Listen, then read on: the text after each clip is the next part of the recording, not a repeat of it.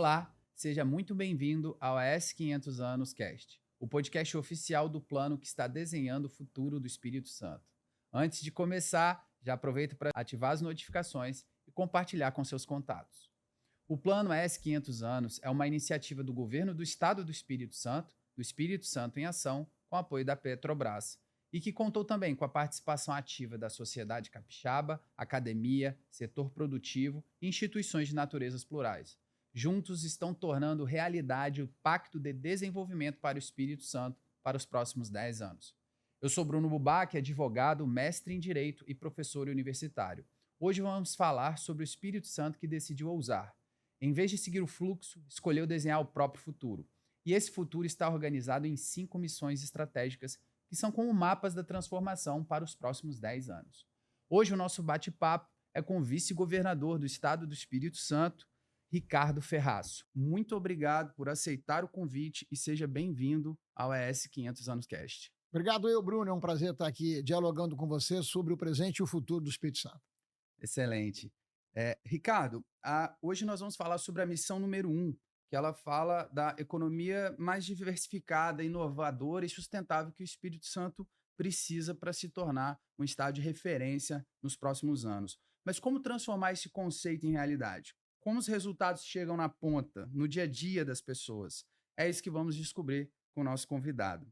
E a minha primeira pergunta, Ricardo, é simples. O que exatamente significa diversificar a economia no contexto do Espírito Santo e por que isso é tão urgente agora?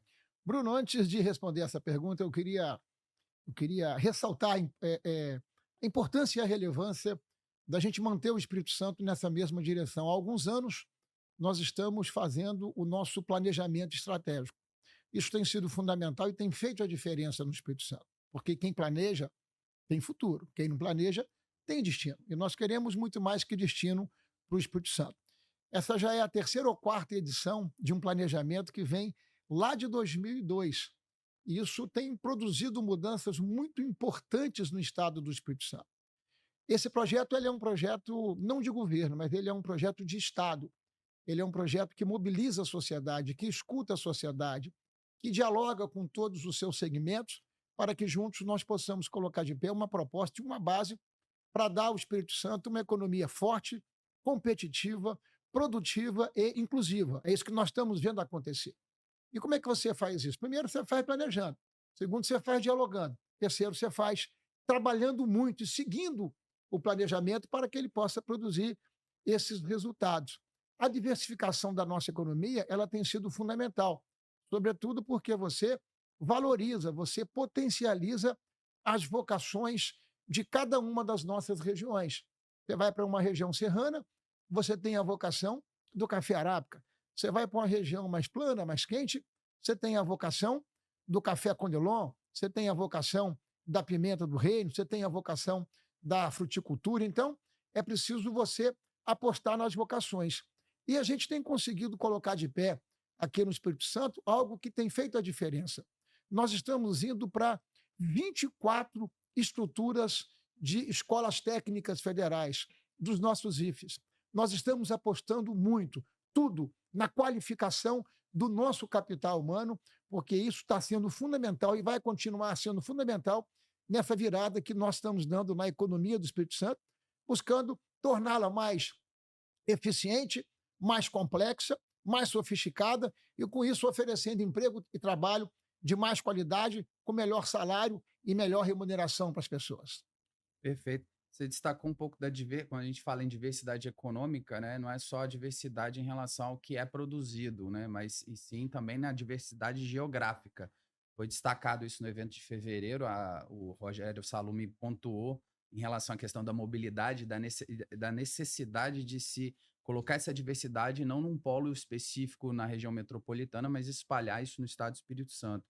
Mas em relação também à diversidade econômica, sobre os aspectos, quais poderiam ser destacados, quais economias são trabalhadas dentro do plano ES 500 e como isso pode ser desenvolvido? Quais os setores que se destacam nesse novo ciclo? Eu, como morador de Guarapari, eu sempre pontuo a questão do turismo, que ele é relevante, mas não é só isso. Como que você aborda essa questão da diversidade dos setores? Olha, nós estamos vivendo um momento disruptivo na economia do nosso Espírito Santo. Nós precisamos continuar cuidando muito dos arranjos econômicos e produtivos que nos trouxeram até aqui, que é o que nós chamamos da nossa atividade tradicional. Essa atividade tradicional, ela é muito importante, tanto na agricultura como no comércio, como na indústria. Mas exatamente nesse momento nós estamos vendo acontecer com os nossos principais arranjos produtivos um nível de verticalização, de geração de valor agregado nesses arranjos produtivos. Vamos lá. Você pega o setor de rocha ornamental. Até bem pouco tempo atrás, exportava basicamente bloco bruto. Hoje não. Mais de 60% daquilo que é produzido e exportado é material industrializado, beneficiado. Você pega o caso do café. Nós estamos implantando no Espírito Santo o maior parque de processamento de café solúvel do Brasil, inclusive com uma fábrica que está caminhando para ser a maior fábrica de café solúvel do mundo. Então, a gente quer continuar produzindo muito café, mas a gente não quer produzir e exportar café verde só. A gente quer exportar e precisa exportar e produzir café industrializado para você gerar valor agregado nessa cadeia. Quando você vai para o segmento da silvicultura, florestas plantadas no Espírito Santo, que é uma vocação do nosso estado, onde nós somos muito competitivos.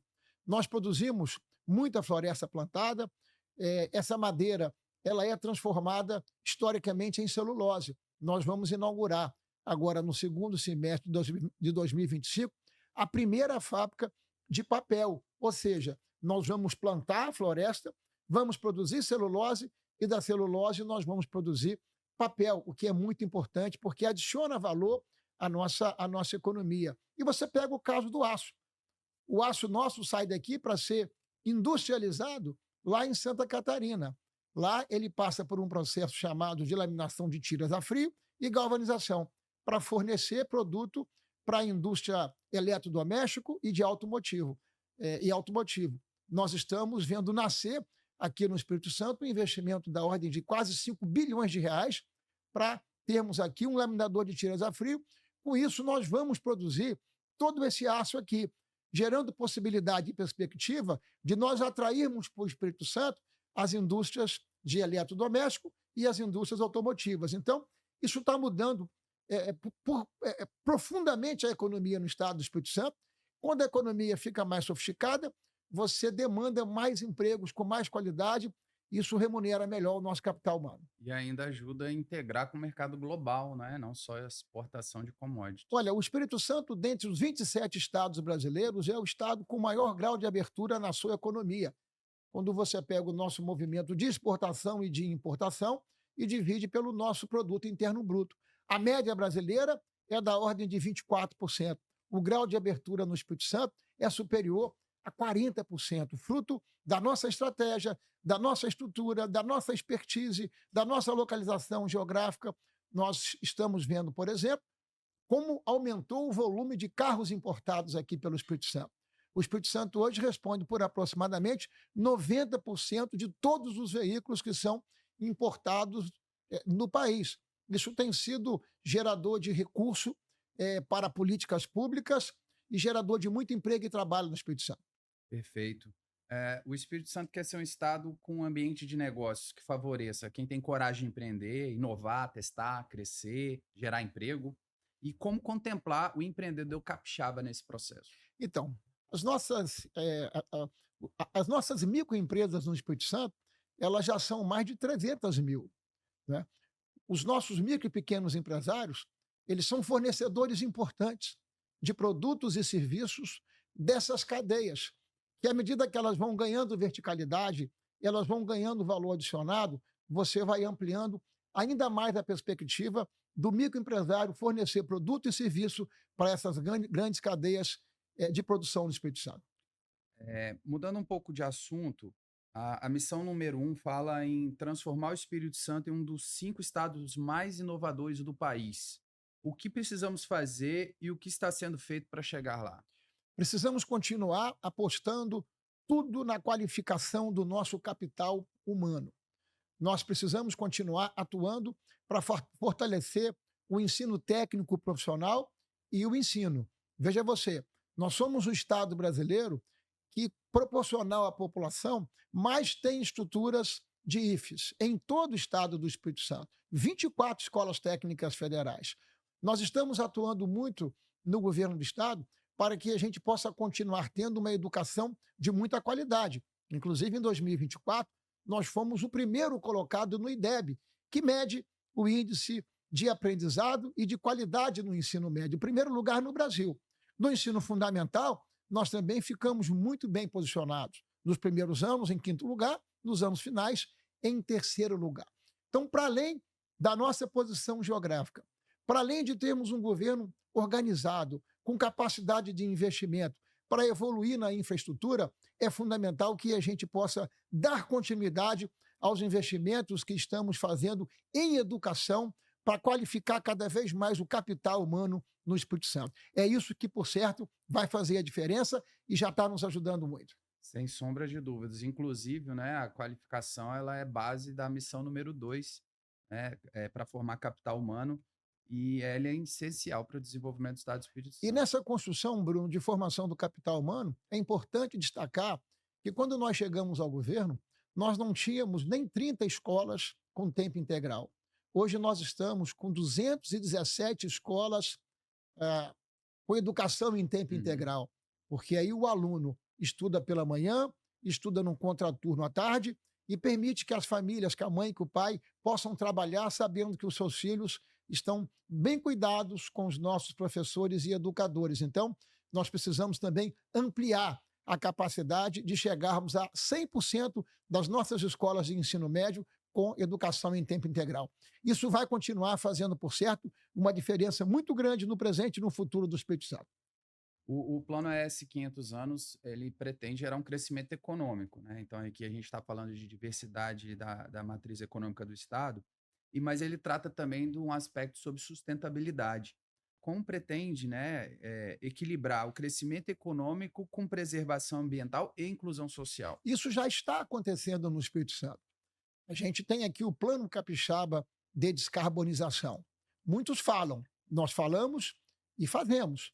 Nós estamos colocando de pé agora um fundo de aproximadamente 500 milhões de reais, que será um fundo, inclusive, aberto, para que nós possamos atrair outros fundos, para que a gente faça um maciço investimento em empresas, em indústrias que estejam trabalhando com renovação ou com transição energética ou com energia renovável. Recentemente, nós utilizamos também o nosso fundo soberano que vem do petróleo para que a gente possa financiar empresas que trabalhem com as premissas do ISG, da boa governança, com preocupação ambiental e com preocupação social. Ou seja, o Espírito Santo está nessa pegada.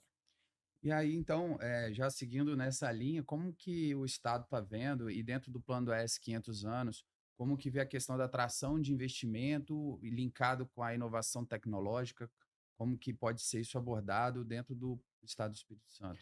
Olha, o plano ES 500 anos, ele não é uma proposta pública, tampouco privada, é uma proposta de sociedade. Exato. Há uma premissa na construção do planejamento que é fundamental, que é a escuta. A escuta, o diálogo é essencial para que esse projeto possa ser apropriado pela sociedade e possa ser, de fato, uma bússola para orientar as ações em nosso Estado.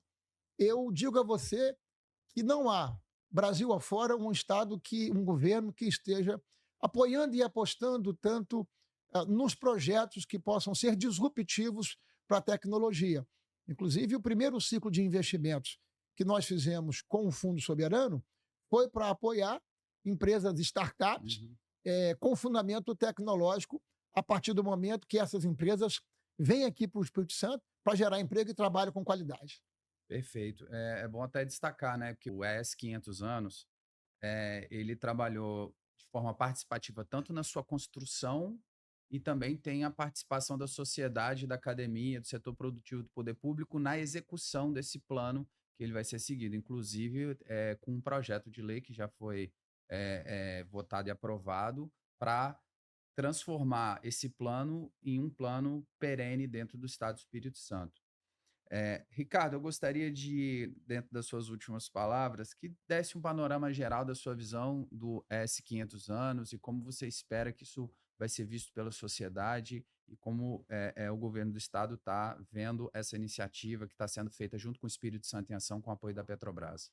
Olha, ali atrás, há muito pouco tempo atrás, nós vivíamos uma profunda desorganização no estado do Espírito Santo. Foi a partir da mobilização social que nós criamos aqui o programa Fórum Espírito Santo, Reage Espírito Santo, para que nós pudéssemos superar todo aquele ambiente de desorganização que nós encontrávamos no Espírito Santo.